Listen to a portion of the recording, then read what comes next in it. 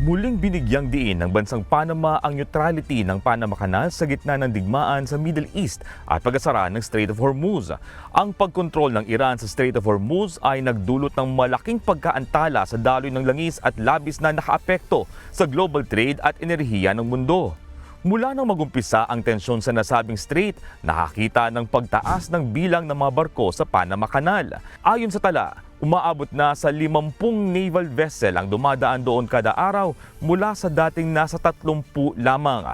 Ayon sa pamahalaan ng Panama, mahalagang panatilihing bukas at stable ang mga mahalagang ruta ng kalakalan sa dagat upang maiwasan ang mas malalaking pagkaantala sa ekonomiya ng mundo.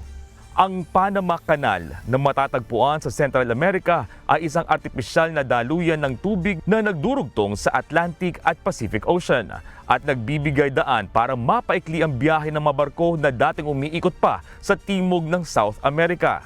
Dahil dito, isa ang Panama Canal sa pinakamahalagang ruta ng kalakal sa mundo dahil nakatutulong ito upang mapabilis ang paglipat ng mga produkto sa pagitan ng Asia, Amerika at ibang bahagi ng daigdig. Tinatawag din ito bilang isang pillar of global trade dahil tinatayang umaabot sa 5% ng kabuuang maritime trade sa buong mundo ang dumadaan dito.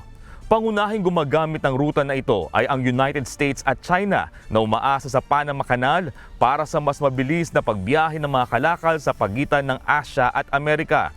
Samantala, naglabas naman ng joint statement ang United States at ilang kaalyadong bansa nito bilang suporta sa soberanya ng Panama sa pamamahala ng kanal. Tinutukan ng mga bansa ang umano'y pagtaas ng pressure mula sa China, kaugnay ng mga inspeksyon at pagharang sa ilang Panama-flagged vessels. Kaugnay nito, binigyang babala ng mga opisyal na hindi dapat maging politikal ang mga mahalagang ruta ng kalakal dahil maaaring maapektuhan ito ang daloy ng mga produkto at enerhiya sa buong mundo. Agad namang sinagot ng China ang umano'y walang batayang paratang ng US. Ayon sa Chinese Foreign Ministry, ang Estados Unidos umano ang matagal nang may kontrol sa Panama Canal at namumulitika ng mga usapin kaugnay ng mga daungan at ruta ng kalakal.